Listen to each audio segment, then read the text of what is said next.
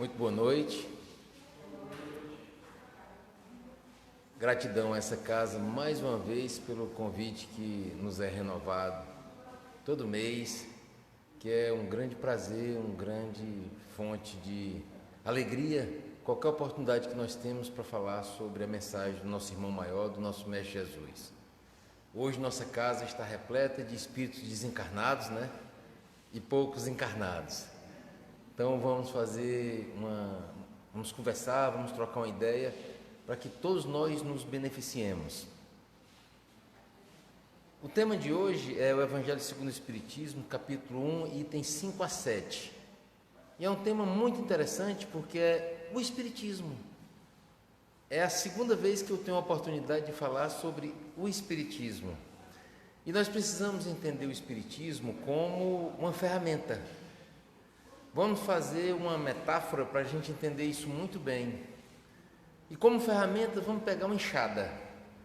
Uma enxada que ela esteja muito bem afiada, que ela seja feita de um metal muito resistente, com um cabo muito anatômico. Se a gente pegar essa enxada e deixar ela num canto, ela nunca vai produzir nada. Ela não vai limpar o mato, ela não vai limpar o terreno. Então aquela enxada vai ser só uma bela ferramenta que vai estar encostada. Trazendo essa ferramenta para o Espiritismo. Se nós intelectualizarmos o Espiritismo, se a gente aprender sobre o Espiritismo, se a gente ler toda a codificação e não servir para nos transformar, então o Espiritismo será igual àquela enxada, que está pronta para o trabalho, mas está encostada num canto. Então que essa palestra sobre o Espiritismo acenda em nós cada vez mais a necessidade de pegar essa doutrina maravilhosa, a doutrina espírita, como fonte de transformação da nossa própria existência. Porque esse é o real motivo de nós nos avizinharmos, de nós estudar o Espiritismo. Não é para intelectualizarmos, mas para nos transformar, é uma ferramenta de ajuda na nossa transformação. Começando a falar sobre o Espiritismo, todos nós sabemos que ele é a terceira revelação. Então, se ele é a terceira, qual é a primeira e qual é a segunda? A primeira, todos nós sabemos, foi Moisés.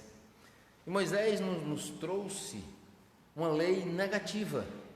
Negativa não no sentido de ser ruim, mas era uma lei que não matarás, não furtarás, não cometerás adultério. E assim por diante. Então era uma lei que para eu cumpri-la, eu só precisava não fazer alguma coisa. Se eu tivesse de braços cruzados, eu não estava matando ninguém, estava cumprindo a lei. Se eu tivesse de braços cruzados, eu não estava furtando, estava cumprindo a lei, a tábula mosaica. Então, me parece que a lei de Moisés era não fazer o mal. Será que só isso bastava? Evidentemente que não, e vem o Cristo com a lei positiva, que ela não se conforma mais com o não fazer, é preciso agora fazer. E aí o Cristo olha para a gente e diz: ama o próximo como a ti mesmo. O Cristo diz: perdoa infinitamente aquele irmão que comete a mesma falha para contigo. O Cristo olha para a gente e diz: mantenha o teu coração puro como o de uma criança. O Cristo diz: pratica a caridade, que nada mais é do que o amor em exercício. Então perceba que a lei do Cristo é uma lei positiva, não é mais o não fazer, agora é o fazer. Então, se eu cruzar os braços, eu não estou mais atendendo a lei do Cristo. Porque será que se eu cruzar os braços, eu vou amar o próximo como a mim mesmo? Será que se eu nada fizer, eu vou conseguir perdoar aquele que me ofendeu? Será que na minha inação, na minha leniência, eu vou conseguir perdoar, eu vou conseguir transformar o meu coração puro como o de uma criança? Então, a lei do Cristo não é mais simplesmente não fazer o mal. Ele nos impõe fazer o bem. E aí, meus irmãos, o que é que dá mais trabalho? A lei negativa ou a lei positiva? Evidentemente que é a lei positiva. Para cumprir a lei de Moisés, eu só preciso não fazer nada. Eu vou estar cumprindo a lei. Para cumprir a lei do Cristo, eu preciso fazer e fazer muitas coisas. Uma prova de que é muito mais difícil, vamos pegar essas duas leis e trazer para o nosso momento atual. A grande maioria de nós hoje cumpre a lei mosaica. A maior parte de nós não mata mais o ser humano. A maior parte de nós não furta mais. A maior parte de nós não pratica nenhum daqueles atos negativos proibidos pela lei mosaica. Agora vamos olhar para nós e trazer a lei do Cristo. Amar o próximo como a si mesmo. Muito poucos de nós atingiu esse objetivo. Perdoar infinitamente. Quem de nós tem essa capacidade? Manter o coração puro como o de uma criança ainda está muito distante da nossa realidade. Então, realmente, a lei positiva é muito mais difícil de ser trabalhada em nós seres imperfeitos do que a lei negativa. Aí vem o Espiritismo, que não é nem positivo nem negativo. Aliás, o Espiritismo não é uma lei, ele não acrescenta absolutamente nada, ele só explicita, explica. É a doutrina que revela, que descortina as orientações mosaicas e cristãs. É o Consolador prometido pelo Cristo. E aqui cabe uma perguntinha. Gente, por que o Cristo não já trouxe o Espiritismo? Era muito mais fácil. Ele não ia ter muito mais credibilidade se o Cristo chegasse e passasse para nós, naquela época, todos os postulados do Espiritismo? Muito fácil responder essa pergunta. Pelo mesmo motivo que Moisés não trouxe a lei positiva. Quando Moisés trouxe aquela lei negativa, que é a mais fácil, era o que nós tínhamos condições de ouvir e de aprender naquela época. Lembrando que Moisés viveu 1200 anos antes de Cristo. Quando o Cristo veio, nós já tínhamos mais condições, então ele já trouxe um degrau acima, que foi a lei positiva, essa lei que a gente tem que trabalhar, a gente tem que fazer algo para atender a lei do Cristo. Da mesma forma o Espiritismo, se o Cristo levasse o Espiritismo para aquela época, não ia ter o menor sentido, porque nós não estávamos preparados para essa revelação. Ele veio exatamente no momento de tempo e de espaço adequado às nossas condições para receber essa mensagem. Outra característica do Espiritismo, minha gente, é que ele é não personificado. A primeira revelação está personificada em Moisés. A segunda, personificada no nosso irmão maior, Jesus Cristo. E a terceira, uns dirão, está personificada em Kardec. Ilusão. Kardec foi um organizador. De fato, a terceira revelação vem de milhares e milhares de espíritos de luz, que quando juntou-se tudo isso, e aí o grande mérito do nosso codificador, ele organizou, ele separou, ele perguntou e ele produziu essa doutrina maravilhosa, que hoje nós temos muita facilidade de acessar a doutrina espírita. Está tudo lá, a filosofia, a ciência e a religião, tudo na codificação. E para quem está iniciando a sua jornada na doutrina espírita, o próprio Kardec faz uma carta de convite. Se trata do livro O que é o Espiritismo. Então, quem está começando, é muito importante ler esse livrinho, fininho, pequeno, simples, de fácil intelecção. Muito importante para a gente manter esse primeiro contato com a doutrina espírita. Falar de Espiritismo nos remete a fazer uma pergunta: quando foi que surgiu o Espiritismo? Boa parte de nós vai dizer que ele surgiu no dia 18 de abril de 1857, quando em Paris foi lançado o Livro dos Espíritos. Realmente, isso se reveste uma importância muito grande, porque o Livro dos Espíritos é o maior compêndio filosófico que a raça humana já viu. Se Sócrates, o filósofo dos filósofos, reencarnasse e tivesse acesso a esse compêndio, tenho certeza que ele ia se maravilhar. É uma obra filosófica absolutamente maravilhosa.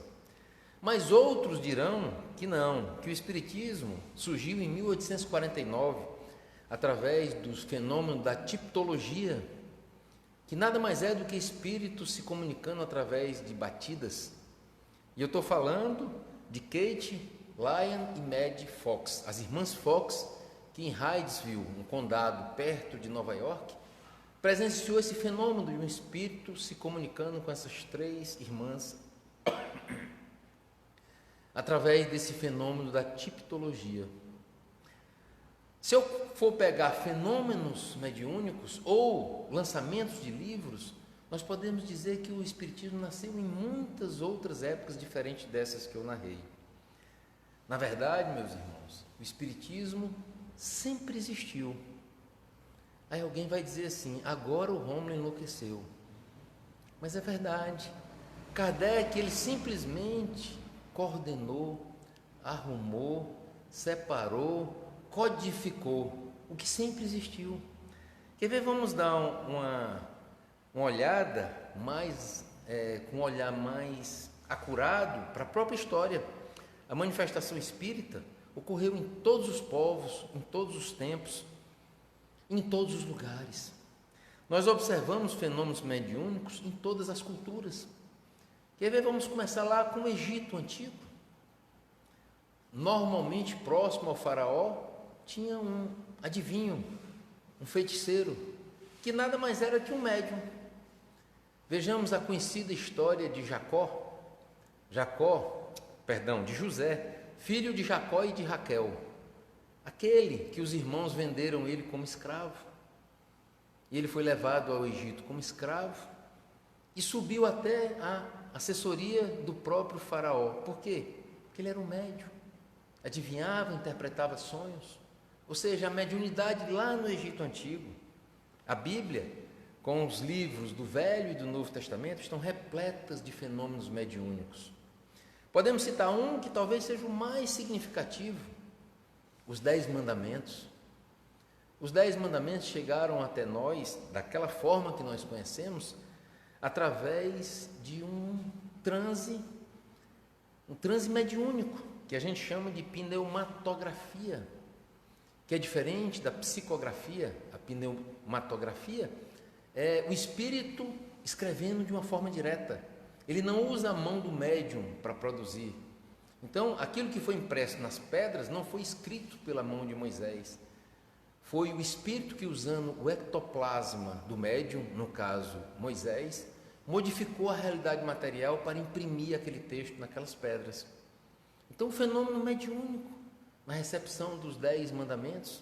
E aqui aproveitamos a oportunidade para diferenciar a pneumatografia da psicografia. A psicografia é um fenômeno mediúnico de efeito inteligente, em que se usa a mão do médium, o espírito se utiliza do corpo do médium. E a pneumatografia, o espírito utiliza-se do ectoplasma, aquele fluido animalizado, para interferir diretamente na matéria. É como se o espírito utilizasse uma porção material, a energia material do médium, para fazer a escrita de forma direta. Foi exatamente o que aconteceu nos 10 mandamentos. E esse termo foi criado pelo próprio codificador, pelo próprio Allan Kardec. Esse fenômeno da pneumatografia está descrito no Livro dos Espíritos e também no Livro dos Médiuns. Vejamos outro exemplo claro, muito evidente, de mediunidade. As pitonisas da Grécia, que eram aqueles líderes espirituais que parece que previam as coisas. Ninguém ia tomar uma atitude na Grécia Antiga de muita relevância sem consultar aquelas pitonisas, que nada mais eram do que médiuns, que acessavam a parte espiritual com mais facilidade. Vejamos os profetas hebraicos, eram todos eles médiuns. E aqui temos como exemplo Davi, Elias, Miqueias, Jeremias, Isaías. Todos eles eram médiuns e a maior parte deles médiuns de efeitos físicos. Vamos pegar o nosso irmão maior, Jesus, como o médium dos médiuns, o maior de todos, que cumpriu o seu mediunato em uma ligação direta com Deus. Talvez tenha sido o único médium que tenha cumprido isso, ligando-se diretamente ao Criador. Indo agora mais para pertinho de nós, na Idade Média, os médiuns eram chamados de bruxos e feiticeiros e eram lançados às fogueiras. Os xamãs, quer indígenas, quer não indígenas, todos eles de fato são médiuns. Vamos pegar agora médiuns cientistas, que a gente quase nunca fala, E vamos pegar logo um de grande destaque, René Descartes, o francês, que quando o soldado estava em missão na cidade de Ur, na Alemanha, ele teve um transe mediúnico, e uma pleiade de espíritos avizinhou-se a René Descartes e disse que ele tinha uma missão muito importante, que era desmistificar a ciência escolástica. E o que é essa ciência escolástica? É aquela ciência da Idade Média que ficava sobre o palio da religião, ou seja, refém da religião. Se aparecesse um cientista que dissesse algo diferente do que os clérigos consideravam como ciência, essa pessoa era levada às fogueiras. Então, a grande contribuição de René Descartes era levar a racionalidade para a ciência, desmistificando e separando da própria religião. E foi isso que ele fez, aceitou a missão de bom grado e revolucionou a filosofia e revolucionou a própria ciência. Vejam só que René Descartes foi o primeiro que afirmou que a vinculação entre matéria e espírito acontecia através da glândula pineal. Hoje, todos nós recebemos essa revelação do mundo espiritual, que ocorre justamente assim. 100 anos depois de Descartes e 100 anos antes do nosso codificador, nós encontramos um sueco, Emanuel Swedenborg. Swedenborg, ele produziu várias obras mediúnicas, era quase um Chico Xavier sueco. Evidentemente, não com a grandeza, com o tamanho do trabalho de Chico Xavier. A obra psicografada de Swedenborg era muito menor do que a do Chico. Mas 100 anos antes de Allan Kardec, um sueco psicografando. E o interessante é que ele escreveu um livro psicografado que ele chamou de O Céu e o Inferno. Quem quiser pesquisar, pode pesquisar esse sueco, que tem várias obras psicografadas dele. Vejam só, 100 anos antes de Allan Kardec. Então, minha gente, o Espiritismo sempre existiu. A partir do advento do codificador, foi o que aconteceu, ele ficou sistematizado. Foi facilitado o nosso acesso a essa doutrina, a toda essa estrutura maravilhosa. E algumas pessoas gostam muito de tentar espíritas. Eu tenho um grande amigo, que eu tenho muito carinho por ele, mas a diversão preferida dele era questionar o espiritismo para mim. Aí uma vez ele chegou com uma pergunta que eu não sabia a resposta. Ele disse: Rômulo, por que o espiritismo nasceu na França e se acabou por lá? Eu acho que é porque o espiritismo não tem força. Aí eu olhei para ele e disse: meu amigo, eu não sei a resposta, mas ainda assim eu vou te responder. E ele disse: como é que você vai me responder se você não sabe a resposta? Eu vou te responder com outra pergunta. Quem foi o símbolo maior de paz, amor e harmonia desse nosso planeta? Ele, muito católico, disse: Jesus Cristo, que é uma das figuras da Santíssima Trindade, que é Deus. Pois veja só, Cristo, que para mim foi o espírito mais puro que essa terra já viu. Este homem que nasceu numa região, que cresceu numa região, que doutrinou numa região, que morreu numa região, e essa região hoje, onde esse homem de paz e harmonia sempre viveu, é o lugar mais violento do planeta. Então, não é por causa disso que eu vou desmerecer Cristo, como também o Espiritismo não ter vingado na França, eu vou desmerecer a doutrina espírita. E ele baixou a cabeça e se convenceu que ele não poderia mais atacar o Espiritismo dizendo que era fraco, porque ele não deu continuidade no mundo da França, naqueles limites. De fato, hoje nós temos a revelação espiritual que o Espiritismo tinha um nascedouro, mas tinha uma morada diferente. O nascedouro era na França, mas a morada era no Brasil. Não por acaso, pátria do Evangelho do Cristo, pátria da terceira revelação. E aqui encarnaram muitos e muitos espíritos com a missão precípua de alavancar a doutrina espírita. E aí nós temos exemplos como Eurípides Barçanufo, como Francisco Cândido Xavier, como Divaldo Franco e tantos outros que através da sua mediunidade, através do seu trabalho incansável, fizeram com que o Espiritismo hoje esteja absolutamente consolidado na nossa nação. Então, meus irmãos, precisamos mais uma vez verticalizar no Espiritismo. O que é o Espiritismo? Sem responder de forma direta ainda, podemos dizer que é uma doutrina. Isso é verdadeiro. E uma doutrina que tem 6 princípios que todo espírita precisa comungar com esses 6 princípios. Nós não podemos dizermos-nos espíritas se nós não comungarmos com esses 6 pilares da doutrina espírita. O primeiro deles, existência de Deus. De fato, esse não é uma prerrogativa só da doutrina espírita. Todos os vieses religiosos têm como premissa a crença em um Deus, como nós também. O segundo deles, a imortalidade da alma. Nós temos convicção disso, mas muitas vezes, pelo nosso apego à matéria, a gente esquece da nossa condição de espíritos. Muitas vezes eu já ouvi irmãos e irmãs espíritas dizer: rapaz, eu tenho um espírito. Isso é absolutamente falso. Nós somos espírito e estamos transitoriamente nesse corpo. Então, essa imortalidade da alma é algo que tem que estar muito presente no nosso dia a dia, para nós não nos deixarmos embriagar pelos fascínios da matéria, para não nos permitir que nós percamos as rédeas do nosso próprio destino, que não é essa breve existência de 90, 100, 110 anos. Nós somos imortais. Precisamos trazer essa imortalidade para a nossa vida passageira dessa encarnação. Entendemos que não somos daqui, entendemos que aqui somos de passagem. E quando eu digo que nós acreditamos nisso, mas não vivemos como se acreditássemos, é porque no nosso cotidiano a gente valoriza mais as coisas da matéria e menos as coisas do espírito, mais as coisas passageiras e menos as coisas eternas. Então, quando eu falo em imortalidade da alma como princípio do espiritismo, nós precisamos levar isso para dentro de nós.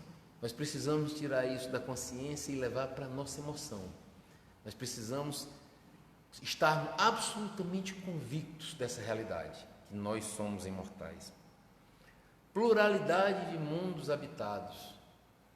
Isso aqui nada mais é do que o que o nosso irmão maior já nos ensinou. Há muitas moradas na casa do meu Pai. É o terceiro pilar da doutrina espírita. O próximo, comunicabilidade entre os mundos. Aqui a gente está falando da mediunidade. Ou seja, o mundo é paralelo. Não é que nós estamos aqui e existe outro mundo de espíritos. Eles estão aqui. Eles estão sobre a crosta também, mas eles estão aqui. Nós que não temos mediunidade, a gente não consegue transpor essa barreira. Como para eles também não é tão simples transpor a barreira de lá para cá. Mas são mundos absolutamente paralelos e a mediunidade é aquele dom que nos faz perceber esse mundo de uma forma mais clara, mais evidente, mais direta. Sabe quem é que normalmente tem mediunidade? As crianças. Mesmo que quando cresçam, elas percam o endereço dessa mediunidade. A gente não diz que criança tem imaginação fértil? Pois é, que a criança vê aquele amigozinho invisível, criança vê coisa que os adultos não veem.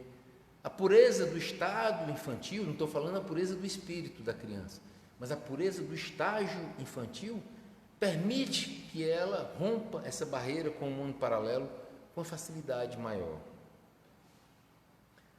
O próximo e último dos pilares é a pluralidade de existências. Isso é tão claro, isso é tão evidente. O Cristo falou explicitamente: ninguém verá o reino de Deus se não nascer de novo. Baratinou a cabeça do pobre do Nicodemos, né? Mas ele falou explicitamente. E implicitamente o Cristo disse muitas vezes que existia a reencarnação. Quer ver? Quando o Cristo diz: ama o próximo como a ti mesmo, até o teu inimigo, o que é que ele estava dizendo? Tem reencarnação. Porque como é que a gente vai dar conta de uma missão desse tamanho em uma existência? Não seria possível. Quando o Cristo diz: perdoa infinitamente aquele teu irmão que comete a mesma falha contra ti. O que é que ele estava dizendo? Existe reencarnação. Ele estava dizendo de forma indireta. Como é que nós vamos dar conta de uma missão desse tamanho em uma única existência? Então, minha gente, além de comungar com esses princípios da doutrina espírita, para nós nos dizermos espíritas, nós não podemos só acreditar nesses princípios, nós temos que internalizá-los, nós temos que fazer com que esses princípios façam parte das nossas convicções, não só das nossas crenças. Nós temos que levar o espiritismo para dentro de nós, da nossa emoção, não só da nossa mente, do nosso intelecto. E os nossos irmãos católicos têm o sinal da cruz, que eu sempre achei intrigante e eu acho bonito aquele símbolo de fé. Se nós espíritas tivéssemos um símbolo, seria assim. Porque o espiritismo entra na mente, a gente intelectualiza, depois vem para o coração. Quando eu sinto o espiritismo, eu começo a sentir a vontade de me transformar, e depois vem para a mão, que é a ação, que aí é a transformação efetiva. Lembremos sempre, o espiritismo não pode ficar só na mente, tem que vir para o coração, que é a vontade de se transformar usando aquela base, aquela ferramenta, e depois vem para as mãos, que é a ação, que é a transformação propriamente dita. Voltando à pergunta que não quer calar, o que é o espiritismo? Todos já ouviram essa resposta: filosofia, ciência e religião. Mas vamos mergulhar um pouquinho mais nessas três fases. Filosofia, porque desvenda os porquês e os sentidos da vida, que é a essência da filosofia. Se você abrir o livro dos Espíritos, aquelas perguntas e aquelas respostas, aquele compêndio filosófico puro, eles desvendam os segredos da vida, os mistérios da vida. Não existe mistérios da fé, dogmas no Espiritismo. Está tudo respondido. Então é um compêndio filosófico trazido pelo livro dos Espíritos.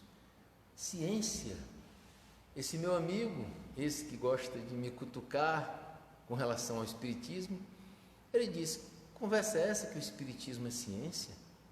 Ciência é aquilo que prova, é aquilo que está na matéria. Mais uma vez eu respondi a ele: será?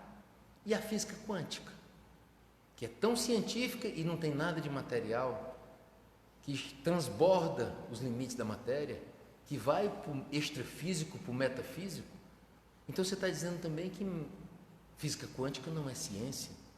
Então o Espiritismo é ciência com método, só que ela transborda, ela vai além do limite da matéria, ela vai descortinar o mundo espiritual, o mundo metafísico.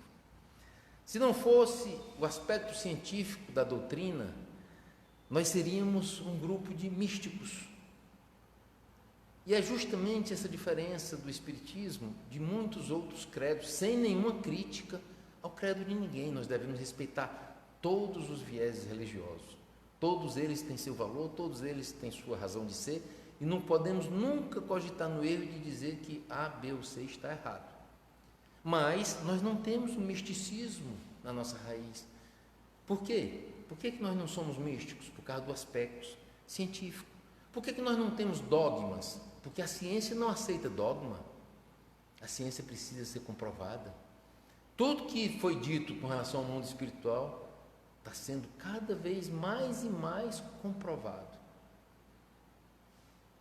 E religião? Religião é o famoso religare com Deus, que traz a moral do Cristo. E onde é que está isso na doutrina espírita? Evangelho segundo o Espiritismo. Esqueci de mencionar. O que é que traz o aspecto científico da doutrina espírita? Quais são as obras? O Céu e o Inferno e o Livro dos Médiuns. Ali você tem estudos científicos puros. Então, resumindo, minha gente, o Espiritismo é uma filosofia com parâmetros científicos e consequências morais. Se pudesse resolver numa frase seria essa: filosofia com parâmetros científicos e com consequências morais. Eu estou trazendo muito esse meu amigo, vou trazer ele pela última vez, Porque ele chegou para mim e disse: eu prefiro muito mais ser cristão do que ser espírita. Aí eu disse: percebe-se que você conhece muito pouco do espiritismo, porque para mim não dá para desvincular ser cristão de ser espírita, porque para mim ser espírita é só ser adepto da terceira revelação, que nada mais é do que uma explicitação, uma explicação, uma explanação, um descortinar da doutrina do amor trazida pelo Cristo. Então, gente, vamos pegar essas breves palavras sobre o Espiritismo, não simplesmente para aprendermos um pouco mais do Espiritismo, mas para olhar para o Espiritismo de uma forma diferente, olhar para o Espiritismo como uma verdadeira ferramenta que está à minha disposição para que eu transforme a minha própria realidade. E o pior, que de fato é o melhor, é que o Espiritismo tem um potencial de transformar a nossa realidade espiritual e, por consequência, nos ajudar na nossa realidade emocional. Eu sou psicanalista e quantas pessoas que eu não atendo que estão perdidos na vida por causa desse religar com Deus. Que o Espiritismo podia ajudar sobremaneira, tanto nas dificuldades espirituais quanto nas dificuldades emocionais. Mais uma vez, gente, obrigado pela paciência em me ouvir e muita paz a todos.